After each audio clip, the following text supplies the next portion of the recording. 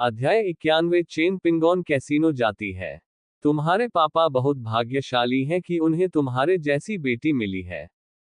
और तुम भी उतनी ही भाग्यशाली हो कि तुम्हें मुझ जैसा अच्छा आदमी मिला। चेन पिंगान ने सू यूकिंग को गले लगाया और मुस्कुराते हुए कहा। सू यूकिंग के चेहरे पर हल्की सी शर्मिंदगी झलक रही थी, लेकिन उसे ये भी लग रहा था कि चेन पिंगोन सही कह रहा था। अब हम क्या करें? सू यूकिंग ने धीमी आवाज में पूछा। अपने पापा को फोन करो और पूछो कि वे कहाँ हैं। मैं उन्हें ढूंढने जाता हूँ। सू यूकिंग ने सिर हिलाया और अपने पिता का नंबर डायल किया। कॉल का जवाब तुरंत मिल गया, लेकिन दूसरी तरफ से आने वाली आवाज एक युवा और मजबूत कद काठी वाले व्यक्ति की थी। क्या आप सू दाफू के परिवार के सदस्य हैं? उस व्यक्ति ने ठंडे स्वर में पूछा। चेन पिंगान ने सू यूकिंग को हाथ हिलाकर इशारा किया कि वह उसे फोन दे दे। चेन पिंगोन ने फोन का जवाब देने के बाद कहा, मैं सू दाफू का दामाद हूँ। मैं अभी आपका पैसा चुकाने आया हूँ। मुझे अपना वर्तमान स्थान बताएं। सू दाफू का दामाद ठीक है। जब तक वह पैसा चुका सकता है तब तक सब ठीक है। यहीं पर हमारा कैसीनो स्थित है। सू दाफू पर हमारा 20 लाख का कर्ज है। पैसे लेकर आओ, फिर तुम उसे ले जा सकते हो। फोन पर मौजूद व्यक्ति ने उन्हें पहले ही उनके कैसीनो का पता बता दिया था। ठीक है, मैं आधे घंटे में आपके कैसीनो में पहुंच जाऊंगा, चेन पिंगोन ने शांत भाव से कहा। फोन रखने के बाद चेन पिंगोन रवाना होने की तैयारी करने लगा। सू यूकिंग को चेन पिंगोन की चिंता थी, लेकिन साथ ही अपने पिता की भी। वह बस यही आशा कर सकती थी कि वे दोनों सुरक्षित लौट आएं। हनी, अब मेरे पापा का क्या होगा? सू यूकिंग ने उदास होकर कहा। सू यूकिंग को इस बात की भी चिंता थी कि उसके पिता अपना रवैया नहीं बदलेंगे और अगर वे इसी तरह चलते रहे तो यह एक अथाह गड्ढा बन जाएगा। उनका परिवार चाहे कितना भी धनी क्यों ना हो, वे इस तरह की विपत्ति को सहन नहीं कर सकते थे। चिंता मत करो, मैं कैसीनो को सबक सिखाऊंगा। इस तरह कोई भी कैसीनो आपके पिता के साथ जुआ खेलने की हिम्मत नहीं करेगा। चेन पिंगान ने मुस्कुराते हुए कहा। किसी जुआरी को जुआ खेलने से रोकना असंभव है। इसलिए उनके पास एकमात्र उपाय यही था कि वे कैसीनो मालिकों को इस जुआरी के साथ जुआ खेलने से डरा दें। एक बार जब इस जुआरी को कैसीनो द्वारा ब्लैकलिस्ट कर दिया जाता है, तो उसके पास जाने के लिए और जुआ खेलने के लिए कोई जगह नहीं बचेगी। इसलिए भले ही यह जुआरी अभी भी जुआ खेलना चाहता हो, उसे जुआ खेलना जारी रखने के लिए कोई जगह नहीं मिलेगी। चेन पिंगोन ने लाओ सोंग को बुलाया और लाओ सोंग तुरंत आ गए। ओल्ड सोंग अब टैक्सी नहीं चलाता। चेन पिंगोन ने अपने लिए एक मर्सिडीज बेंज खरीदी है और ओल्ड सोंग अब चेन पिंगोन का निजी ड्राइवर है। वेतन के मामले में लाओ सोंग को निश्चित रूप से कोई नुकसान नहीं था, इसलिए उन्हें ये नौकरी बहुत पसंद थी। ओल्ड सोंग जल्दी से आ गया और नीचे अपनी कार में चेन पिंगोन का इंतजार कर रहा था। चेन पिंगोन के कार में बैठने के बाद उसने उसे कैसीनो का पता बताया। ओह, यही वो जगह है। मुझे पता है कि वहां एक भूमिगत कैसीनो है। बॉस, क्या आप किसी भूमिगत कैसीनो में जा रहे हैं? ओल्ड सोंग ने हिचकिचाते हुए पूछा। हाँ, सोंग यूकिंग के पिता फिर से जुआ खेलने गए और 20 लाख युआन हार गए। उन्होंने मुझसे उन्हें बचाने के लिए कहा है। इसका कोई और रास्ता नहीं है, आखिरकार वह मेरी महिला का पिता है। अगर कुछ होता है तो मुझे दखल देना ही होगा। चेन पिंगोन ने हल्की सी मुस्कान के साथ कहा, चिंताजनक भाव से। एक आम इंसान के लिए यह वाकई सिरदर्द होता, लेकिन चेन पिंगोन के लिए यह एक छोटी सी बात थी जिसे वह आसानी से सुलझा सकता था। यदि कैसीनो सहयोग करता है, तो हम इसे शांतिपूर्वक हल कर लेंगे। यदि कैसीनो सहयोग नहीं करता है, तो हम इसे हिंसक तरीके से हल करेंगे। उपयोग में लाया जाने वाला विशिष्ट समाधान कैसीनो के दृष्टिकोण पर निर्भर करता है। चेन पिंगोन की यह बात सुनकर लाओ सोंग ने और कुछ नहीं कहा और जल्दी से कार स्टार्ट करके चला गया। कैसीनो तक पहुंचने में आधे घंटे से भी कम, लगभग 20 मिनट का समय लगा। चेन पिंगोन ने लाओ सोंग को कार में इंतजार करने के लिए कहा, जबकि वह अकेले कैसीनो में प्रवेश कर गया। कैसीनो के बाहर एक महाजोग पार्लर था, एक ऐसी जगह जहां लोग महाजोग खेलते थे। असली भूमिगत कैसीनो आगे चलकर मिलते हैं। चेन पिंगोन महजोग पार्लर में दाखिल हुआ और सीधे तौर पर कहा कि वह कैसीनो का बकाया कर्ज चुकाने आया है। महजोग पार्लर में मौजूद लोगों ने सिर हिलाया और चेन पिंगोन को पीछे ले गए। अगर कोई आगे बढ़कर नेतृत्व नहीं करेगा, तो पीछे वाले लोग दरवाजा नहीं खोलेंगे। उनके जैसे स्थानों में निगरानी के लिए चौकीदार तैनात रहते हैं और अजनबियों के प्रवेश पर नजर रखी जाती है। पुलिस के आने पर आपको तुरंत सूचित कर दिया जाएगा। स्कारफेस को अंडरग्राउंड कैसीनो में पहले ही संदेश मिल चुका था। स्कारफेस सू दाफू का दामाद आ गया है और कह रहा है कि वह पैसे चुकाने आया है। उस बच्चे में वाकई बहुत हिम्मत है, यहाँ आने की हिम्मत कैसे हुई? स्कारफेस ने मुस्कुराते हुए कहा। उसे यहाँ लाओ, मैं देखना चाहता हूं कि वह किस तरह का व्यक्ति है। स्कारफेस बोलते समय अपने चेहरे पर मौजूद निशान को छू रहा था। उसकी मुस्कान और भी भयावह होती जा रही थी। चेन पिंगोन को लाया गया। चेन पिंगोन ने पहली बार किसी भूमिगत कैसीनो को देखा था। भूमिगत कैसीनो का वातावरण निश्चित रूप से अच्छा नहीं है, लेकिन कम से कम हवा अपेक्षाकृत ताजी है, इसलिए वहां जुआ खेलना बहुत असुविधाजनक नहीं है। भूमिगत कैसीनो में ज्यादा जुए की मेजें नहीं है, केवल 8 ही है। हालांकि यहां जुआ खेलने आने वाले जुआरियों की संख्या वास्तव में काफी अधिक है।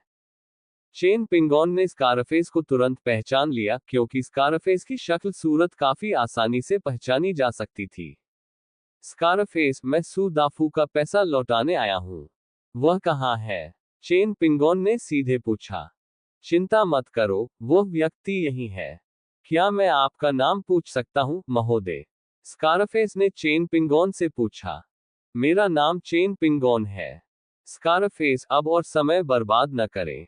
मुझे पहले उससे मिलने दीजिए, चेन पिंगोन ने शांत भाव से कहा। कोई बात नहीं, मैं श्री चेन की बात सुन लूंगा। आखिर आप यहाँ पैसा चुकाने आए हैं, इसलिए आप ही मालिक हैं। बूढ़े भूत सू को यहाँ लाओ, स्कारफेस ने हंसते हुए कहा। स्कारफेस के आदमियों ने तुरंत सू दाफू को बाहर निकाल लिया। सू दाफू कुछ अस्त व्यस्त दिख रहे थे, लेकिन उन्हें कोई चोट नहीं आई थी। सू दाफू को विशेष व्यवहार न मिलने का मुख्य कारण ये था कि चेन पिंगोन ने पैसे चुकाने का वादा किया था। चेन पिंगोन को आते देखकर सू दाफू प्रसन्न तो हुआ, लेकिन साथ ही थोड़ा शर्मिंदा भी हुआ।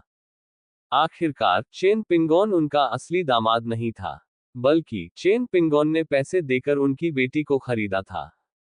वास्तव में चेन पिंगोन अपनी जान या मौत की परवाह नहीं कर सकता था, भले ही उसे कैसीनो में पीट पीट कर मार डाला जाता, इसका चेन पिंगोन से कोई लेना देना नहीं होता। हालांकि चेन पिंगोन फिर भी सू यूकिंग के लिए ही सही आई थी। ये 20 लाख का चेक है, इसे ले लीजिए और इसकी पुष्टि कर लीजिए। चेन पिंगोन ने अपनी जेब से 20 लाख का चेक निकाला। क्या मैं अब आईओयू देख सकता हूं? चेन पिंगोन ने उसी समय ये बात कही। जहां तक $2 मिलियन के चेक की बात है, वह अभी भी उनके पास ही है, बेशक। 2 मिलियन अब 2 मिलियन नहीं रहे, चक्रवृद्धि ब्याज के साथ यह अब 3 मिलियन हो गए हैं। स्कारफेस ने चौड़ी मुस्कान के साथ कहा।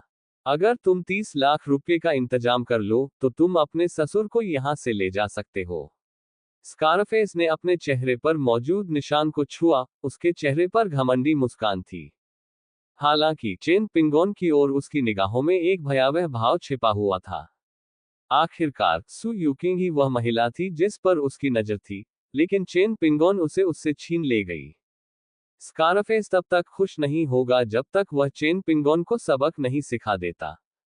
स्कारफेस, क्या तुम वाकई मेरे साथ ऐसा ही करना चाहते हो? चेन पिंगोन ने शांत भाव से पूछा। अध्याय 92 जीत का सिलसिला। मैं तुमसे मजाक करने जा रहा हूं, तो तुम इसके बारे में क्या कर सकते हो? मुख्य भूमि के लड़के, सिर्फ इसलिए खुद को महान मत समझो क्योंकि तुम्हारे पास थोड़ा पैसा है। ये हांगकांग है। मेरे लिए तुम्हें मारना बहुत आसान होगा। मानो या ना मानो, मैं आज रात तुम्हारे टुकड़े टुकड़े कर दूंगा और तुम्हें समुद्र में फेंक दूंगा। स्कारफेस ने भयावह स्वर में कहा। कोई बात नहीं, स्कारफेस। तुम इतने शानदार हो, बेशक कोई बात नहीं। आप जो कहेंगे वही होगा। चूंकि तुम्हें मस्ती करना पसंद है, स्कारफेस, इसलिए मैं भी तुम्हारे साथ खेलूंगा। स्कारफेस, आपका अपना कैसीनो है, अगर मैं आपके कैसीनो में कुछ राउंड खेलूं तो क्या आपको कोई आपत्ति नहीं होगी? चेन पिंगोन ने मुस्कुराते हुए पूछा। तुम में हिम्मत है, बच्चे। मैं इसकी प्रशंसा करता हूँ। चूंकि आप मेरे कैसीनो में जुआ खेलना चाहते हैं, तो अपनी इच्छानुसार जुआ खेलें। हमारा कैसीनो हमारे सभी मालिकों का स्वागत करने के लिए खुला है। अगर आप मेरे कैसीनो में जुआ खेलने को तैयार हो तो मुझे बहुत खुशी होगी, स्कारफेस ने मुस्कुराते हुए कहा। दोनों के चेहरे पर मुस्कान थी, लेकिन घटनास्थल का माहौल बिल्कुल भी सुखद नहीं था। सू दाफू भय से कांप उठा और एक शब्द भी बोलने की हिम्मत नहीं कर पाया। क्या इसे 20 लाख चिप्स के बदले एक्सचेंज करना ठीक रहेगा?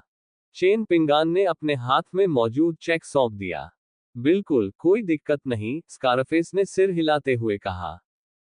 उसके आदमी तुरंत आए और चिप्स के बदले चेन पिंगोन को दे दिया। 20 लाख के चेक को 20 लाख के चिप्स में बदल दिया गया। किसी बड़े कैसीनो में 2 मिलियन चिप्स की रकम शायद ज्यादा न लगे, लेकिन उनके छोटे से कैसीनो में यह एक बड़ी दौलत है। उनके कैसीनो में सबसे बड़ी शर्त 100,000 है, इसलिए 2 मिलियन का मतलब 100,000 के 20 चिप्स है। चेन पिंगान ने चिप्स लिए और सीधे सिकबो खेलने के लिए जुए की मेज पर चले गए। बड़ा या छोटा, दोनों में से कोई भी खेलना अभी भी अधिक सुविधाजनक और सरल है। जुए की मेज पर, और इसके अलावा, उन्होंने पासे फेंकना शुरू भी कर दिया है। चेन पिंगान चुपचाप सुनता रहा और सट्टेबाजी का खेल शुरू होने का इंतजार करता रहा। पासे तुरंत फेंके गए। चेन पिंगोन ने तुरंत ही सबसे बड़ी जीत पर दांव लगा दिया। अभी दांव लगाओ, अभी दांव लगाओ, कैसीनो डीलर चिल्लाया। जल्द ही सभी ने अपनी अपनी शर्त लगा दी, और पासे के परिणाम उनके सामने प्रदर्शित किए गए। 4, 5, 6। बड़ा कैसीनो डीलर ने पासे फेंकने की घोषणा की। चेन पिंगोन ने बड़ी रकम पर दांव लगाया, जिसका मतलब है कि उन्होंने 2 मिलियन जीते और उसे 4 मिलियन में बदल दिया। कैसीनो डीलर ने चेन पिंगोन की ओर एक नजर डाली, उसके माथे पर पहले से ही ठंडे पसीने की एक बूंद जमा हो रही थी। स्कारफेस चलकर आया और आश्चर्य भरे भाव से चेन पिंगोन को देखने लगा। कैसीनो डीलर ने भी स्कारफेस की ओर देखा। स्कारफेस ने बस सिर हिलाया। सट्टेबाजी जारी है। कैसीनो डीलर ने पासे फेंकना जारी रखा, इस बार उसने अधिक सावधानी से और अपनी अनूठी तकनीक का उपयोग करते हुए पासे फेंके। चेन पिंगोन मुस्कुराया और उसने अपने 40 लाख युआन का दांव फिर से बड़ी शर्त पर लगा दिया। चेन पिंगोन को कैसीनो में शर्त लगाते देख डीलर के हाथ थोड़े कांपने लगे। स्कारफेस ने भौहें चढ़ाई, लेकिन कुछ नहीं कहा। हे भगवान, 4 मिलियन तो बहुत बड़ा निवेश है। इस युवक में काफी उदारता है। भाइयों, चलो हम सब बड़ी रकम का दांव लगाते हैं। इससे हमें कुछ अच्छी किस्मत मिलने का अच्छा मौका मिलेगा। मुझे लगता है कि यह युवक बहुत भाग्यशाली है, इसलिए मैं भी उसके साथ ही शर्त लगाऊंगा। उसके आसपास मौजूद जुआरियों ने भी जयकार की और फिर चेन पिंगोन के पीछे पीछे कास्टिंग मशीन के शीर्ष पर चले गए। बेशक कुछ लोगों ने चेन पिंगोन के साथ शर्त लगाने की हिम्मत नहीं की और इसके बजाय उसके खिलाफ चले गए। चेन पिंगोन बड़ी शर्त लगाता है, इसलिए वह छोटी शर्त भी लगाता है। अपनी शर्त लगाए और आगे बढ़िए, कैसीनो डीलर ने आगे कहा। जब सभी ने अपनी अपनी शर्त लगा दी, तो उसने फिर से पासे खोले। इसके बाद पासे के परिणाम सभी को दिखाए गए। 466 अभी भी बहुत बड़ी संख्या है। इस बार का स्कोर पिछली बार से ठीक 1 अंक अधिक है। कैसीनो डीलर का चेहरा कुछ पीला पड़ गया, क्योंकि इस समय तक चेन पिंगोन के 4 मिलियन की संख्या बढ़कर 8 मिलियन हो चुकी थी। स्कारफेस का चेहरा भी कुछ हद तक खौफनाक हो गया, क्योंकि इसका मतलब 6 मिलियन का नुकसान होगा। चेन पिंगोन का शुरुआती निवेश 20 लाख था, जो अब बढ़कर 80 लाख हो गया है। उसने जो 60 लाख गंवाए, वह कैसीनो में उनके द्वारा गंवाए गए पैसे थे। इसके अलावा, अगर चेन पिंगोन एक और मैच जीत जाता है, तो ये 16 मिलियन हो जाएगा। उनका कैसीनो इतना बड़ा नहीं है कि नुकसान को झेल सके। कैसीनो के डीलर इतने डरे हुए थे कि वे पासे फेंकना जारी नहीं रख सके। इसी बीच चेन पिंगोन के साथ दांव लगाने वाले जुआरी उत्तेजित होकर चिल्लाने लगे। क्योंकि उन्होंने चेन पिंगोन के साथ मिलकर दांव लगाया था, इसलिए उन्हें भी मुनाफा हुआ। चलते रहो, किस बात का इंतजार कर रहे हो? जी हाँ, मैं इस समय बहुत अच्छा कर रहा हूँ। जुआरी उपहास करने लगे और कैसीनो डीलर से पासे फेंकते रहने का आग्रह करने लगे। कृपया एक पल रुकिए, सब लोग। हमारी शिफ्ट बदलने का समय हो गया है और हमें एक नया डीलर ढूंढना होगा, स्कारफेस ने जल्दी से खड़े होते हुए कहा। स्कारफेस का सामाजिक रुतबा बहुत ऊंचा है और जब वह बोलता है तो कोई भी उसका विरोध करने की हिम्मत नहीं करता। कुछ देर बाद एक अधेड़ उम्र का आदमी वहां पहुंचा। यह अधेड़ उम्र का व्यक्ति उनके कैसीनो का सबसे बड़ा धोखाधड़ी विशेषज्ञ है। अगर कैसीनो में उन्हें कोई ऐसा ग्राहक मिलता है जिसे वे संभाल नहीं सकते, तो वे धोखाधड़ी के इस उस्ताद की मदद लेंगे। इस समय ताश के खेल के उस माहिर ने भी चेन पिंगोन को देखकर अपनी आंखें सिकोड़ ली। उसे लगा कि वह चेन पिंगोन को समझ नहीं पा रहा है, लेकिन तीर पहले से ही कमान पर था और उसे छोड़ना ही था। उन्हें यह भी पता चला कि क्या हुआ था। चेन पिंगोन ने लगातार 3 गेम जीते थे। मूलधन अब 8 मिलियन तक पहुंच गया है। अगर चेन पिंगान जीतती रही तो यह आंकड़ा 16 मिलियन तक पहुंच जाएगा। उनका कैसीनो बंद होने वाला है। सज्जनों, नया डीलर आ गया है, आप दांव लगाना जारी रख सकते हैं, स्कारफेस ने जोर से घोषणा की। उन्होंने मुख्य रूप से चेन पिंगोन से बात की। उसे डर था कि चेन पिंगोन पैसे लेकर चला जाएगा और जुआ खेलना बंद कर देगा, जिससे मामला और भी जटिल हो जाएगा। चेन पिंगोन ने बस मुस्कुरा दिया और जाने का कोई इरादा नहीं दिखाया। यह तो बस शुरुआत है, चेन पिंगोन अब कैसे जा सकता है? सू दाफू की आंखें पहले से ही उत्साह से चमक रही थीं। सू दाफू को कभी उम्मीद नहीं थी कि चेन पिंगोन वास्तव में जुए का विशेषज्ञ होगा। अगर उसे पता होता कि चेन पिंगोन जुए का माहिर है, तो वह उससे जुए के हुनर सीखने के लिए पहले ही संपर्क कर लेता। लेकिन अभी भी देर नहीं हुई है, वह बाद में भी चेन पिंगोन से सीख सकता है। कैसीनो में नया आया डीलर पासे हिलाता रहा। पासा फेंकने की उनकी तकनीक अनोखी थी, ये तेज नहीं, बल्कि बहुत धीमी थी। यह प्रत्येक बार हिलाने के बाद थोड़ी देर के लिए रुकता है। लेकिन चेन पिंगोन का चेहरा अचानक गंभीर हो गया।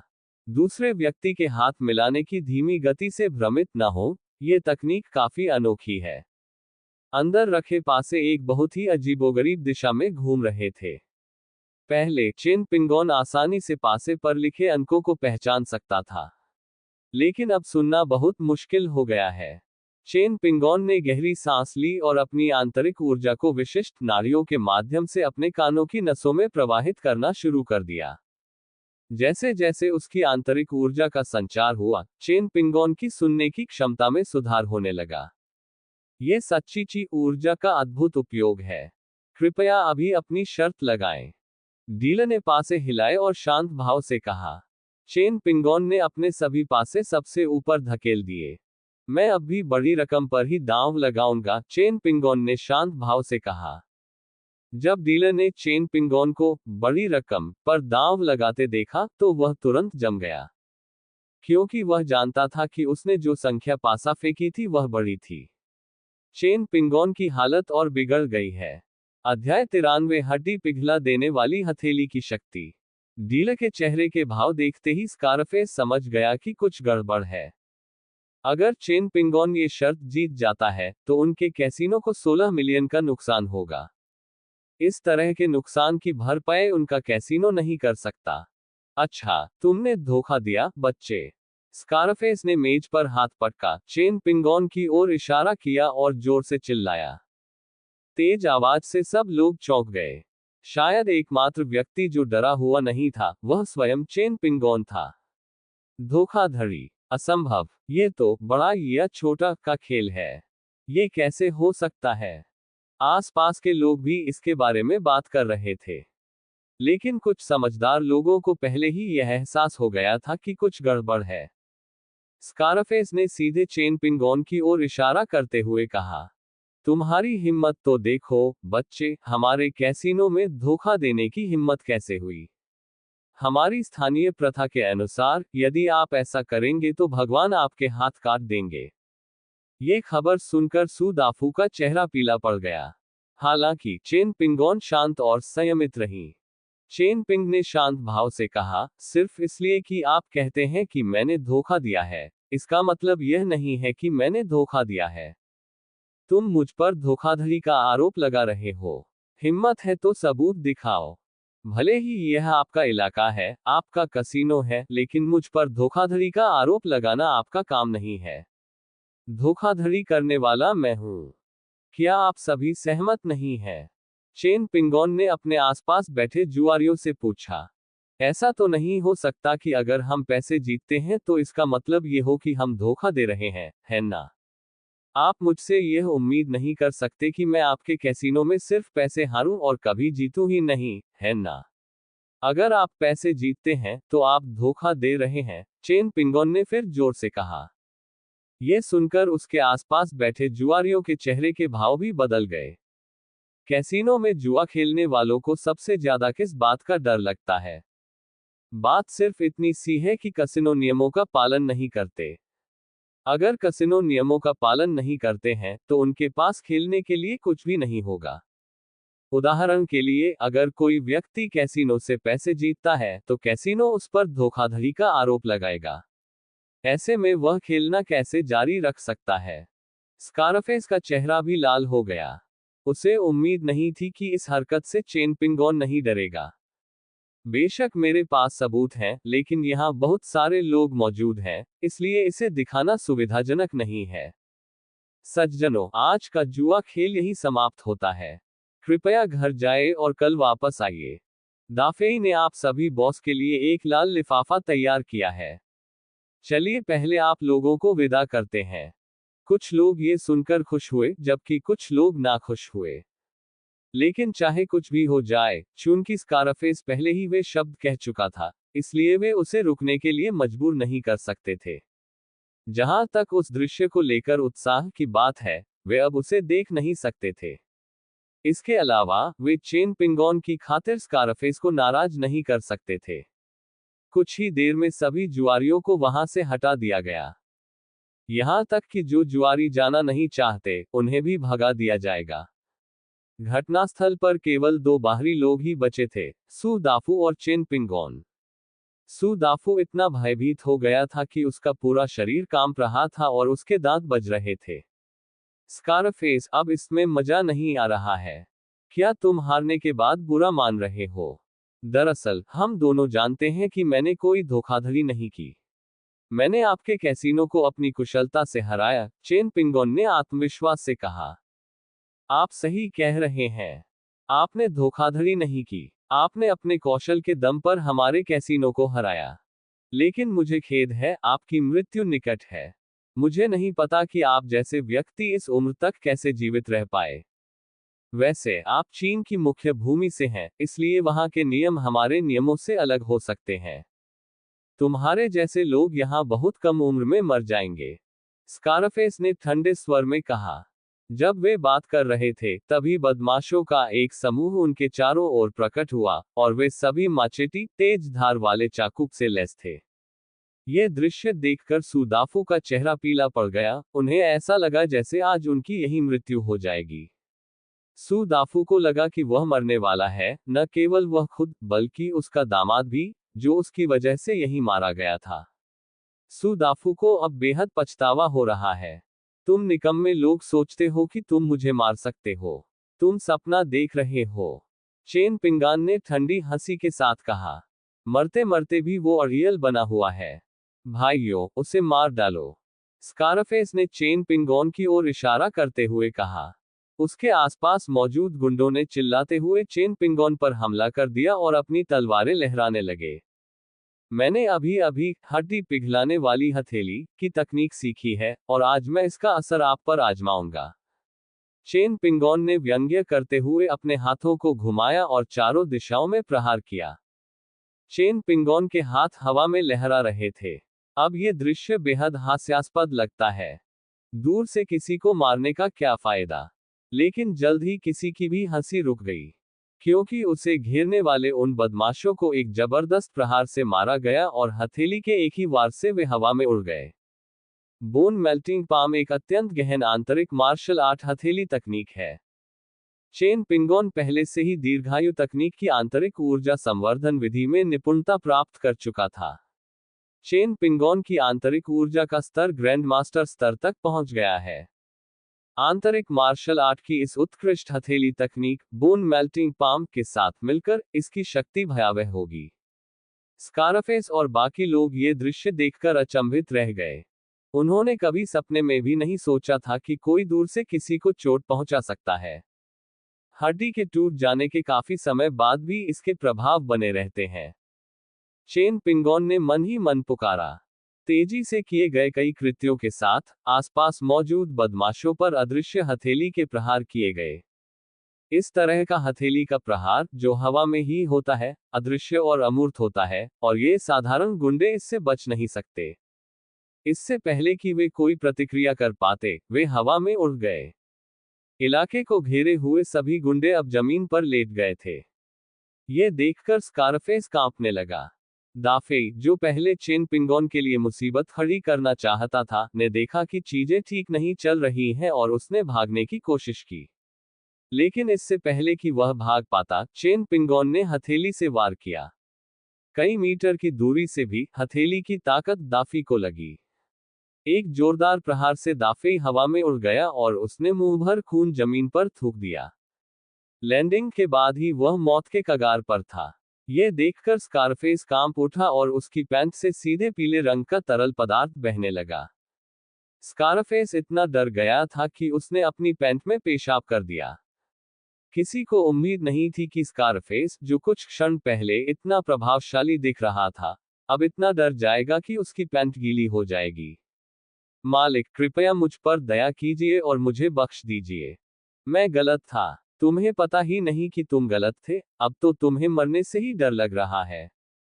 तुम्हें पता है कि अब तुम्हारी मौत होने वाली है ना? चेन पिंगोन ने धीरे से कहा। मैं गलत था, मैं सचमुच गलत था, कृपया मुझे जाने दो।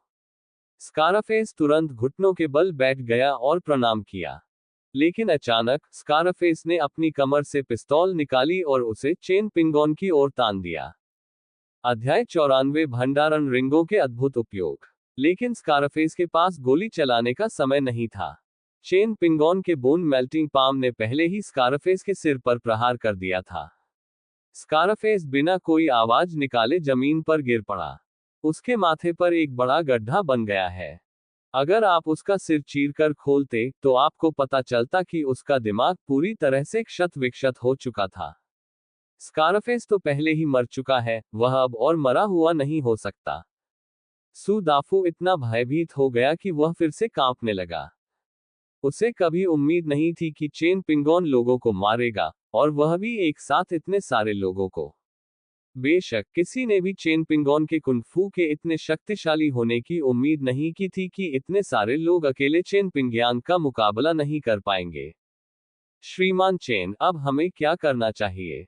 सू दाफू ने कांपते हुए पूछा। पहले अपना कर्ज चुकाओ, बाकी मैं संभाल लूंगा। इसमें तुम्हारा कोई लेना देना नहीं है, तो तुम इतने घबराए हुए क्यों हो? चेन पिंगोन ने शांत भाव से कहा। चेन पिंगोन की शांत आवाज सुनकर सू दाफू भी धीरे धीरे शांत हो गया। सू दाफू को ये बात अच्छी तरह से पता थी कि इतनी सारी चीजों के बारे में सोचना व्यर्थ था, अब उसे बस सब कुछ समेटने की जरूरत थी। पहले दफ्तर जाओ, मुझे यहाँ के काम निपटाने हैं, चेन पिंगोन ने सू दाफू से कहा। कुछ ऐसे काम थे जिन्हें सू दाफू के सामने करना असुविधाजनक था, इसलिए चेन पिंगोन ने पहले सू दाफू को विदा कर दिया। सू दाफू मूर्ख नहीं थे, ये तो निश्चित था। ये सुनकर वे आज्ञाकारी होकर अपने कार्यालय में गए और दरवाजा बंद कर लिया। चेन पिंगोन ने यहाँ हत्या इसलिए की क्योंकि उसने पहले ही कुछ देखा था। इसका मतलब है कि कैसीनो में कोई सुरक्षा कैमरे नहीं है। वैध कैसीनो में बेशक निगरानी कैमरे लगे होते हैं, लेकिन ये कोई वैध कैसीनो नहीं है, यह एक भूमिगत अवैध कैसीनो है। इसलिए यहाँ निगरानी कैमरे लगाना असंभव है। अगर यहाँ निगरानी कैमरे लगाए गए तो कैसीनो मालिक को ही नुकसान उठाना पड़ेगा। अगर उनके निगरानी कैमरों का खुलासा हो जाता, तो पुलिस के पास उन सभी को गिरफ्तार करने का एक कारण होता। इसलिए स्कारफेस ने यहाँ निगरानी कैमरे नहीं लगाए थे। इसीलिए चेन पिंगोन ने यहाँ कार्रवाई करने का फैसला किया। क्योंकि यहाँ कोई निगरानी कैमरा नहीं है, इसलिए किसी को पता नहीं चलेगा कि चेन पियांग यहाँ क्या कर रहा है। जब तक घटनास्थल पर मौजूद सभी लोग मर नहीं जाते, तब तक चेन पिंगोन ही सबसे सुरक्षित रहेगा। घटनास्थल को साफ करने और सुरक्षित निकलने के बारे में चेन पिंगोन ने पहले ही एक योजना बना ली थी। यह ध्यान देने योग्य है कि चेन पिंगोन के पास एक भंडारण अंगूठी है। चेन पिंगोन की भंडारण अंगूठी में जीवित लोगों को नहीं रखा जा सकता है, लेकिन इसका उपयोग मृत लोगों को रखने के लिए किया जा सकता है। चेन पिंगोन ने घटनास्थल पर मौजूद शवों को एक एक करके अपने भंडारण कक्ष में इकट्ठा करना शुरू कर दिया। चेन पिंगोन की अस्थि पिघला देने वाली हथेली की तकनीक दीर्घकालिक और शक्तिशाली है। इस तकनीक की चपेट में आने वाला कोई भी व्यक्ति जीवित नहीं बच सकता। तो घटनास्थल पर मौजूद लोगों में से कोई भी अब जीवित नहीं है, वे सभी केवल शव हैं। घटनास्थल से सभी शवों को इकट्ठा करके भंडारण स्थान में ले जाने में ज्यादा समय नहीं लगा। घटनास्थल को तुरंत साफ कर दिया गया। जहां तक बचे हुए खून की बात है, उससे कोई फर्क नहीं पड़ता। चेन पिंगोन को रक्तदान के बाद सफाई करने की आदत भी नहीं थी। आपको ये पता होना चाहिए कि अगर शव नहीं मिला है, तो ये हत्या का मामला नहीं है। तो फिर इस मामले का चेन पिंगोन से कोई लेना देना नहीं है। ये जगह एक भूमिगत कैसीनो है, और पुलिस बिना किसी कारण के यहाँ किसी मामले की जांच करने नहीं आएगी। कोई मरा नहीं, और यह एक भूमिगत कैसीनो है, तो इसका चेन पिंगोन से क्या लेना देना है। इसीलिए चेन पिंगोन ने हत्या करने का निर्णायक कदम उठाया। सच कहूं तो चेन पिंगोन का किसी को मारने का कोई इरादा नहीं था। चेन पिंगोन की मूल योजना केवल कैसीनो को सबक सिखाना और उससे कुछ पैसे कमाना थी। मुझे बेहद आश्चर्य हुआ कि कैसीनो ने वास्तव में उसे धोखाधड़ी के आरोप में फंसा दिया और यहां तक कि उसे जान से मारने की धमकी भी दी। इसी बात ने चेन पिंगोन को हत्या करने के लिए मजबूर कर दिया। चेन पिंगान दोबारा कैशियर के पास गई। कैसीनो में सारा पैसा कैश रजिस्टर में रखा जाता है। कैशियर क्षेत्र में कई तिजोरियां हैं। मुझे लगता है कि वह सारा पैसा तिजोरी में रखा हुआ है। तिजोरी को खोलने के लिए चाबी और एक संयोजन दोनों की आवश्यकता होती है। लेकिन इनमें से किसी भी बात से चेन पिंगोन को कोई समस्या नहीं हुई। चेन पिंगोन ने अपनी टेलीकिनेसिस शक्ति का प्रयोग किया, जिससे वह सीधे तिजोरी के अंदर प्रवेश कर गई और उसे खोल दिया। बिना चाबी या पासवर्ड के तिजोरी आसानी से खुल गई। चेन पिंगोन के होठों पर मुस्कान आ गई। बेहद खूबसूरत चेन पिंगोन दुनिया की सबसे शक्तिशाली ताला बनाने वाली है। ऐसा कोई ताला नहीं है जिसे चेन पिंगोन न खोल सके, क्योंकि चेन पिंगोन ने टेलीकिनेसिस का उपयोग करके ताला खोला था। तिजोरी खोली गई, और वाकई में वह नकदी के गट्ठों से भरी हुई थी। हालांकि चेन पिंगोन बहुत अमीर था, लेकिन उसने पहली बार इतनी बड़ी मात्रा में नकदी देखी थी। तिजोरी में रखे सारे पैसे भंडारण कक्ष में डाल दिए गए। सभी तिजोरियां खोली गईं और वे सभी नकदी से भरी हुई थीं। यहां 7 या 8 मिलियन नकद होने चाहिए। भूमिगत कैसीनो के लिए यह बहुत बड़ी संख्या है।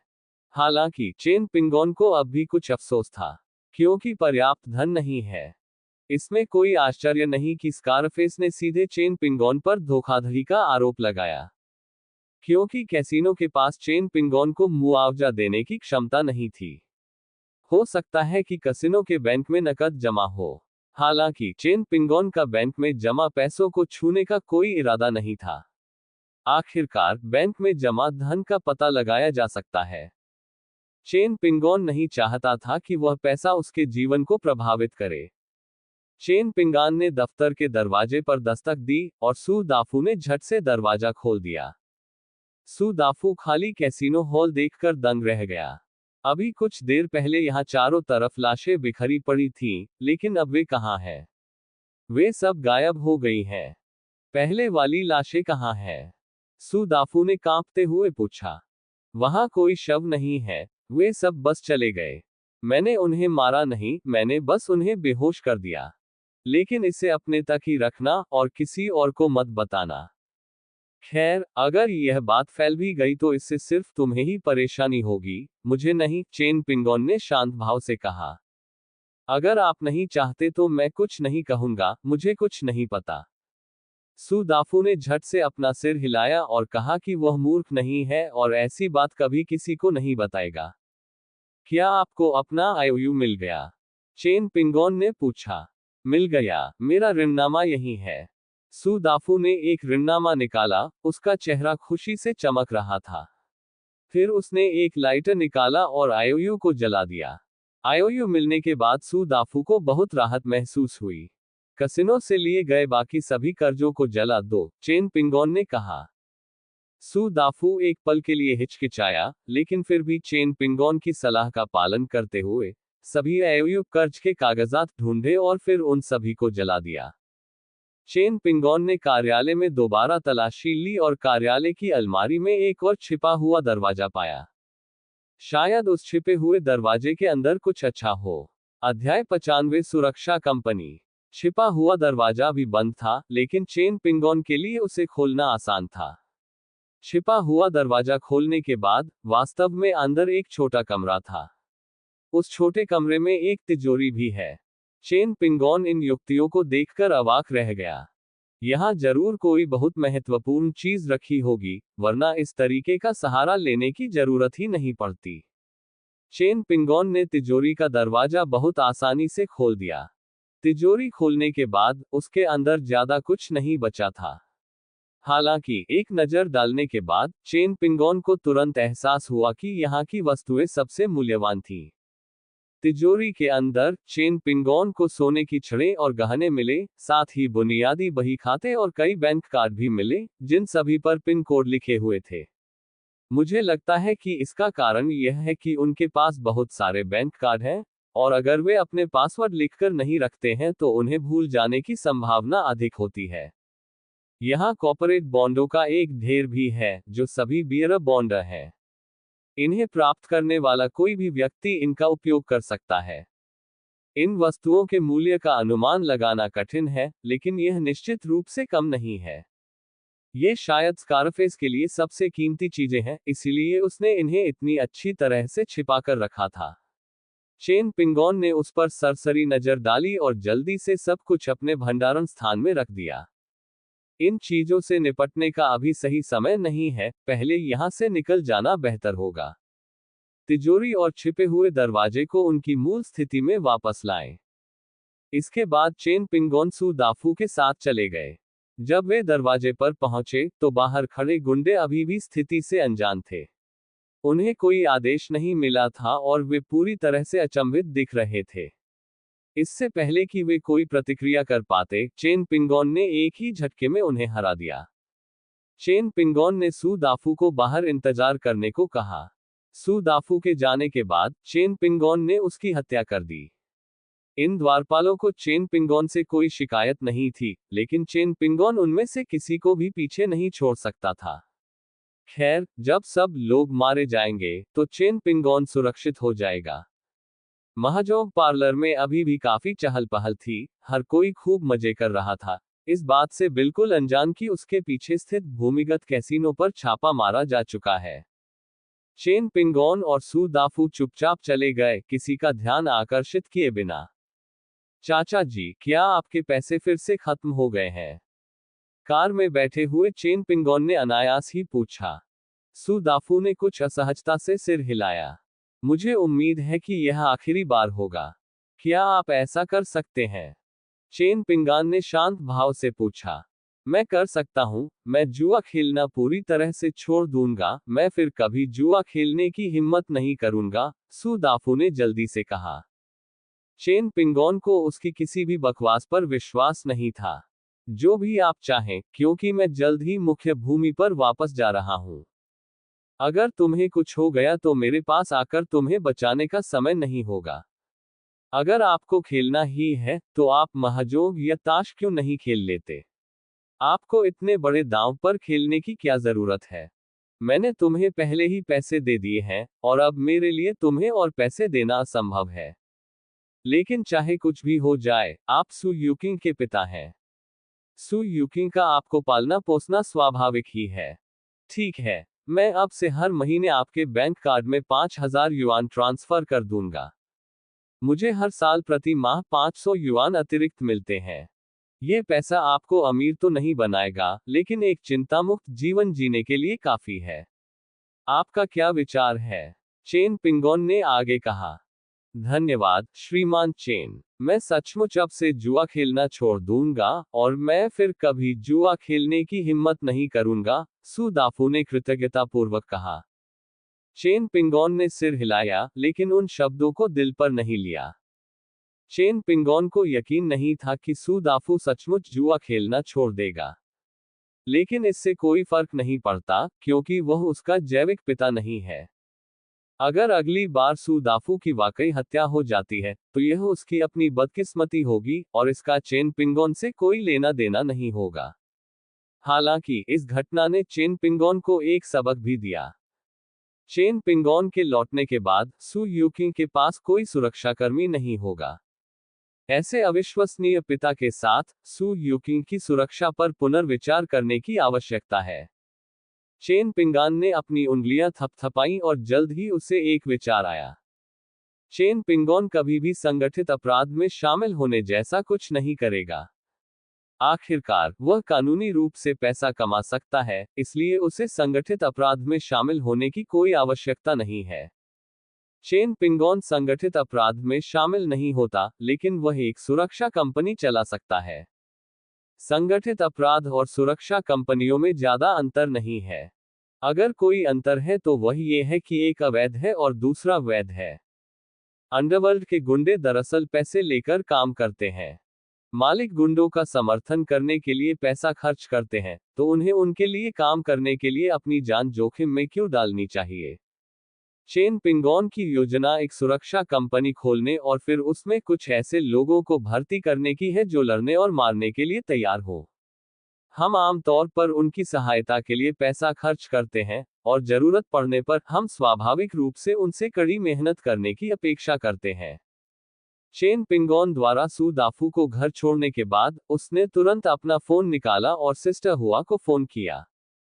इस दौरान चेन पिंगोन का सिस्टर हुआ के साथ काफी मेलजोल रहा था और दोनों एक दूसरे से काफी परिचित हो गए थे। चेन पिंगोन हमेशा कंपनी शुरू करने जैसे मामलों को संभालने का जिम्मा सिस्टर हुआ को सौंप देती थी। सिस्टर हुआ उचित शुल्क लेती हैं, और सबसे महत्वपूर्ण बात यह है कि वह बहुत भरोसेमंद है। इसीलिए चेन पिंगोन सिस्टर हुआ के साथ सहयोग जारी रखने को तैयार है। चेन पिंगोन ने अपना अनुरोध रखते हुए सिस्टर हुआ से उनके लिए एक सुरक्षा कंपनी पंजीकृत करने को कहा। बिना किसी झिझक के सिस्टर हुआ मान गई। आखिरकार जब व्यापार का अवसर मिले तो उसे अस्वीकार करने का कोई कारण नहीं था। इसके अलावा सिस्टर हुआ के लिए एक सुरक्षा कंपनी का पंजीकरण कराना बहुत ही सरल मामला था। बहन हुआ, सुरक्षा कंपनी में एक प्रबंधक की कमी है। क्या आप किसी उपयुक्त व्यक्ति की सिफारिश कर सकती हैं? चेन पिंगोन ने सीधे पूछा। आप मुझे वाकई मुश्किल स्थिति में डाल रहे हैं। मैं इस तरह के व्यक्ति को नहीं जानती। लेकिन एक पल रुकिए, मैं पता कर लेती हूँ, सिस्टर हुआ ने जल्दी से कहा। बहन हुआ, आपकी परेशानी के लिए धन्यवाद। वैसे सिस्टर हुआ, मुझे एक बात जानने की उत्सुकता है। इस तरह की कंपनी चलाकर आप एक साल में कितनी कमाई करती हैं? चेन पिंगोन ने अचानक पूछा। सिस्टर हुआ ने बोलने से पहले एक पल के लिए रुककर कहा, श्रीमान चेन, क्या आपको लगता है कि मेरे लिए इस तरह की कंपनी चलाकर पैसा कमाना आसान होगा? दरअसल यह आपके सोचने से बिल्कुल अलग है। हमारी जैसी कंपनियां बिल्कुल भी ज्यादा पैसा नहीं कमाती हैं, क्योंकि सारा असली बड़ा पैसा शीर्ष पर बैठे लोगों ने ले लिया है। उदाहरण के लिए, मेरी अपनी कंपनी की वार्षिक आय 300,000 से 500,000 युआन के बीच होनी चाहिए। तार्किक रूप से देखा जाए तो यह आय कम नहीं है, लेकिन ये हांगकांग है। हांगकांग में मेरी आमदनी न के बराबर है। सिस्टर हुआ ने व्यंग्यात्मक मुस्कान के साथ कहा। चेन पिंगोन ने सिर हिलाया, उसे भी लगा कि सिस्टर हुआ की बात सच है। उनकी जैसी कंपनियां वास्तव में जीवित रहने के लिए व्यक्तिगत संपर्कों पर निर्भर करती हैं। लेकिन संपर्कों का नेटवर्क कैसे बनाए रखा जाए? इसमें पैसा तो लगता ही है ना? तो सिस्टर हुआ के पास संपर्कों का एक व्यापक नेटवर्क है, लेकिन उनके पास पैसे खर्च करने के लिए भी कई जगहें हैं। वास्तव में उसके हाथ में जो धनराशि आई, वह काफी कम थी। हालांकि आम लोगों की तुलना में उसकी आय बहुत अधिक है। सालाना लाखों हांगकांग डॉलर कमाना आम लोगों के बस की बात नहीं है। बहन हुआ, क्या आपने कभी मेरी कंपनी में आकर मेरे लिए काम करने के बारे में सोचा है? मैं आपको 12 लाख का वार्षिक वेतन दे सकता हूं, और बोनस और अन्य लाभों की गणना अलग से की जा सकती है, चेन पिंगोन ने धीरे धीरे कहा। श्रीमान चेन, आप मुझसे मजाक तो नहीं कर रहे हैं? सिस्टर हुआ ने अविश्वास से पूछा।